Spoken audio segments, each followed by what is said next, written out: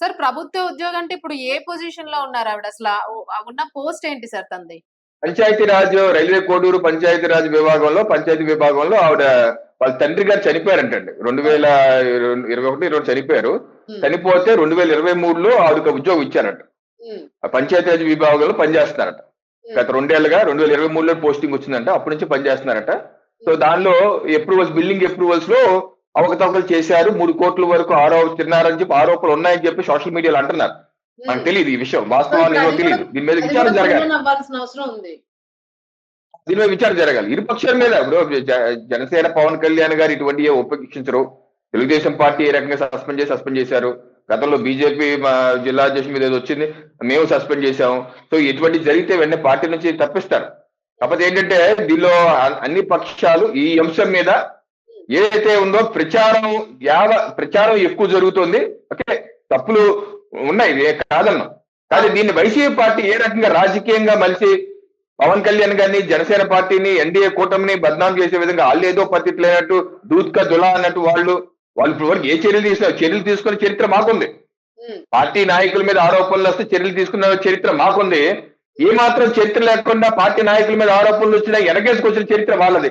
వాళ్ళు మా మీద ఎవరన్నా ఎమ్మెల్యేని తప్పచ్చు, లేదా మళ్ళీ తప్పదు. అందుకని పార్టీ బ్లేమ్ చేసే విధంగా వైసీపీ పార్టీ చేసే ప్రయత్నాన్ని అయితే నేను తప్పడుతున్నా. సార్ ఇప్పుడు ఏమంటున్నారంటే, ఇప్పుడు నిజంగానే ఆవిడ ఒక రిలేషన్, ఆవిడ దగ్గర నుంచి ఒకవేళ క్లారిటీ ఉండి ఆ రిలేషన్ లోని రియాలిటీ ఉంటే, ఇప్పుడు మీరు ఏదైతే 25 crores ఆవిడ ఆశిస్తున్నారు అని అన్నారు.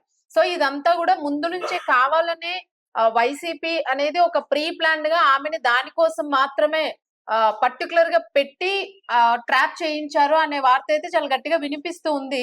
అండ్ మోర్ ఓవర్ వాళ్ళ హస్బెండ్ కూడా లేరు, డివోర్స్, పెళ్లి ఇంతవరకు పోయారు అని చెప్పేసి అంటూ ఉన్నారు. సో ఈ రిలేషన్షిప్ అనేది తన వైపు నుంచి అయితే క్లారిటీ ఏం కనిపించట్లేదు. అంటే ఇది ఓన్లీ ఫైనాన్షియల్ గా వాడుకోవడానికి అనేది అర్థమవుతుంది. బట్ ఇంత తెలివైన వ్యక్తులై ఉండి పదవిలో ఉన్నారు, ఒక డైనమిక్ లీడర్ గా ఎదగాల్సిన వ్యక్తి అంత ఈజీగా ఇన్నాళ్ళు ఎట్లాగా ట్రాప్ లోని ఇరుక్కున్నారు అనేది ఇక్కడ అసలు ఏం జరిగింది మధ్యలో అనేది ఒక సస్పెన్స్ ఉంది అందరికీ. అంటే ఇది పక్కా ప్రీ ప్లాన్డే అని అంటున్నారా మీరు? వీడియోస్ కూడా రికార్డ్ చేయడం అనేది, ఇప్పుడు న్యూడిటీ వీడియోస్ ఏవైతే ఉన్నాయో జనరల్ రిలేషన్షిప్ లోనే వీడియోస్ ఏవి జనరల్లీ రికార్డ్ చేయము.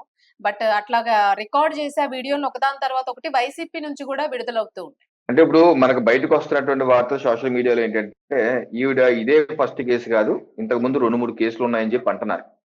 గతంలో ఒకటి జరిగితే ఏదో 15 లక్షలు 20 లక్షలు తీసుకుని అక్కడ రాజీ చేసుకున్నారని చెప్పేసి అంటున్నారు. సో ఇటువంటి కథనాలు వస్తున్నాయి. So she has some track record అని చెప్పేసి అంటున్నారు. ఇది విచారణ జరగాలి. సో అంటున్నారు కాబట్టి అటువంటి ఒకవేళ అదే నిజమైతే అటువంటి ఆలోచన ఉంది కాబట్టి, అయితే ఎమ్మెల్యేకి శుభాకాంక్షలు చెప్పాల్సిన అవసరం ఏంటంటే అర్థం కాదు. ఫేస్బుక్ లో ఉంటే ఎమ్మెల్యేకి శుభాకాంక్షలు చెప్తే శుభాకాంక్షలు చెప్పగానే 3 గంటల సేపు ఎమ్మెల్యే మాట్లాడితే ఎవడన్నా మాట్లాడతాడని? జూన్ 14 తారీఖు 2024లో నేను శుభాకాంక్షలు పెడితే చాలు 3 గంటలు మాట్లాడారని ఎమ్మెల్యే అంటారు. ఎవరు మాట్లాడతారు? ఎవరు 3 గంటలు మాట్లాడరు. ఎలా మాట్లాడతారు చెప్పండి? హలో చెప్పగానే, కంగ్రెస్ చెప్పగానే మాట్లాడతారు. నేనేంటంటే అది వైసీపీ పార్టీ ఫస్ట్ నుంచి చేసిందా అంటే నేను దాన్ని పెద్దగా యాక్సెప్ట్ చేయను. ఆ తర్వాత ఇన్వాల్వ్ అయ్యిందంటే ఇన్వాల్వ్ అయ్యి ఉండొచ్చు. ఫస్ట్ నుంచి ఈ అమ్మాయి చరిత్ర ప్రకారం అటువంటిది ఉన్నట్టు మనకు కనబడుతుంది. అంటే మనకు తెలియకుండా ఒక మహిళ మీద ఆరోపణలు చేయకూడదు. అది వస్తుంది, కథనాలు అలా వస్తున్నాయి మాత్రమే నేను చెప్తున్నాను. ఆ కోపంలోనే చేసి ఉండొచ్చేమో. ఎందుకంటే ఆవిడ అక్కడే రైల్వే కోర్టులో ఉద్యోగం చేస్తుంది కాబట్టి, ఎమ్మెల్యే అన్మ్యారీడ్ యంగ్ పర్సన్ కాబట్టి ఏదైనా ట్రాప్ చేసే అవకాశం ఉందని ఉండొచ్చు. అది ఒక స్టేజ్కి వెళ్ళాక అప్పుడు వైసీపీ పార్టీకి కూడా తెలిసి దాన్ని క్యాచ్ చేసి ఉండొచ్చు. ఇవన్నీ ఏంటంటే ఇఫ్స్ బట్స్ అనమాట. ఏదైనా సరే కొంతమంది ముఖ్యుల ఇన్వాల్వ్మెంట్ అయితే ఉంది ఇక్కడ, ఉండుంటది. స్టార్టింగ్ లో లేకపోయినా తర్వాత ఉండుంటది. ఇవన్నీ ఏంటంటే విచారణలో తెరవాలి. బలమైన అనుమానాలు అయితే వ్యక్తం అవుతూ ఉన్నాయి మీ నుంచి. ఉండొచ్చు, దాన్ని విచారణలు కూడా తెలుస్తాయి. అయితే ఇంకోటి, ఏ ఆరోపణలు అయితే ఈవిడ చేస్తుందో, ఇది కేసు చేశారని చెప్పేసి అంటున్నారు, ఇటీవల సుప్రీంకోర్టు కూడా తీర్పు ఇచ్చింది. నువ్వు లివింగ్ రిలేషన్షిప్ లో ఉండి చాలా కాలం పాటు, సంవత్సరం ఆవిడే చెప్తుంది 15 మాసాలు 5 అబార్షన్లు అయినాయని. ఫస్ట్ అబార్షన్ అప్పుడు కేసు పెట్టచ్చు కదా. కేసు పెట్టకుండా 5 అబార్షన్ల వరకు ఎందుకు వెయిట్ చేశారు? ఎవరి కోసం? అంటే దే ఆర్ ఇన్ అండర్స్టాండింగ్. ఇప్పుడు ఇటువంటి ఎలా ఉంటాయంటే, నువ్వు అండర్స్టాండింగ్ ఉన్నప్పుడు ఒక రకంగా, అండర్స్టాండింగ్ లేనప్పుడు దాన్ని రేప్ కేసు పెట్టాలని సుప్రీంకోర్టు ఇటీవల కొట్టేసింది. ఆ కేసును కూడా యాక్సెప్ట్ చేయట్లేదు. సో అది లీగల్ గా కూడా స్టాండ్ అవ్వదు. ఆవిడ చెప్తుంది లీగల్ గా కూడా స్టాండ్ అవుతుంది నాయక అభిప్రాయం, బట్ మోరల్ గా అది తప్పు. By morality it is wrong. అది నిజమైతే నిజమైతే మాత్రం బై మొరాలిటీ ఇది తప్పు. ఒక ఎమ్మెల్యేగా అటువంటి దాంట్లో ఇన్వాల్వ్ అవుతుంది తప్పు. సో ఇటువంటి ఉన్నాయి. ఏదైనా సరే ప్రజాప్రతినిధులు కానీ ఎవరన్నా సరే సభ్య సమాజం కానీ రకరకాల వ్యక్తులు మనుషులు ఉంటారు. మనం జాగ్రత్తగా అందులో సమాజంలో ఒక ప్రతినిధిగా ఉంటున్న వ్యక్తులు అందరికీ ఆదర్శవంతంగా ఉండే ప్రయత్నం చేయాలి. కానీ ఇటువంటి వాటిల్లో అవకాశాలు ఇవ్వడం తప్పంటాను నేను. మీరు అవకాశం ఎందుకు, why are you giving that opportunity? ఏంటి మీకు వచ్చిన రోగం ఏంటి అంటాను. మీకు ఆ రోగం ఎందుకు? మీకు అటువంటి అవసరం లేదు కదా. Why should you get into that? మీకు లార్జర్ పిక్చర్ ఉంది. You have to serve the nation, serve the country, serve the constitution. You got bigger work to do. ఇదేం పనులు? ఈ పనులకి మనం టైం వేస్ట్ చేసుకుంటా అవసరం ఏంటి? చాలా జాగ్రత్తగా ఉండాలి. అదండి సార్. ఇప్పుడు ఫైనల్ గా ఎట్లాంటి యాక్షన్ తీసుకునే అవకాశం ఉంటుంది సార్? ఇఫ్ ఒకవేళ కేసు ఇంకా ప్రొలాంగ్ అయ్యి ఏమైనా ఎవిడెన్సెస్ గానీ ఏమైనా ఒకవేళ అఫ్ కోర్స్ అకార్డింగ్ దట్ మీరు ఎలాంటి యాక్షన్ తీసుకునే ఛాన్స్ ఉంటుంది జనసేన నుంచి కానీ అలాగే కూటమి నుంచి కానీ? ఎందుకంటే తప్పు రెండు వైపులా ఉంది అని అనిపిస్తూ ఉంది. ఎందుకంటే వీడియోసే క్లియర్ కట్ గా తెలియజేస్తూ ఉన్నాయి. ఒకటి లీగల్ గా ఏదన్నా కేసు ఎఫ్ఐఆర్ నమోదు చేసి ముందుకు వెళ్తారా? వెళ్తే సచివేట్ నియోజకవర్గంలో జరిగింది జరగచ్చు, మళ్ళీ రిపీట్ అయ్యి 2-3 వారాల తర్వాత ఆయనకు కావాల్సిన 25 కోట్లు 2 కోట్లు 1/2 కోట్లు ఇచ్చారనుకోండి, మళ్ళీ ఆమె హైకోర్టుకు వచ్చి అలాగే చెప్పుతామో నోటరీ ఇస్తుందేమో ఎవరు తెలియదు. మనకేం తెలియదు. ఆ రోజు నేను అలాగే డిబేట్ లో అనుకున్నాను సచివేట్ విషయంలో. అయ్యో ఇలా జరిగిపోయింది అన్న. ఆ 2 వారాలు అయిపోయి నేనే షాక్ అయ్యాను. ఇలాంటి లేడీలు కూడా ఉన్నారా ఇలాగా చేసేవాళ్ళు? నిజంగా అంత అభిమానం చెప్పేసి టీవీలో చెప్పిన ఆవిడ 2 వారాలు హైకోర్టుకి వెళ్ళిపోయి ఎవ్రీబడి, నేను షాక్ అయిపోయాను. సో రేపు ఈ విషయంలో కూడా రేపు షాక్ అవుతాను. తెలియదు మనకి ఏం జరుగుతుందో. అలాగే మొరాలిటీ ప్రకారం కూడా ఎమ్మెల్యే గారి ప్రాథమికంగా తప్పు అన్నట్టు అన్ని మనకున్న పార్టీ తప్పనిసరి చర్య తీసుకుంటుంది. తీసుకోకుండా ఎలా ఉంటారు పవన్ కళ్యాణ్? ఇప్పటివరకు అనేకమైన కోడి పందాల మీద ఫ్లెక్సీలు ఉంటేనే పవన్ కళ్యాణ్ చర్య తీసుకున్నారు.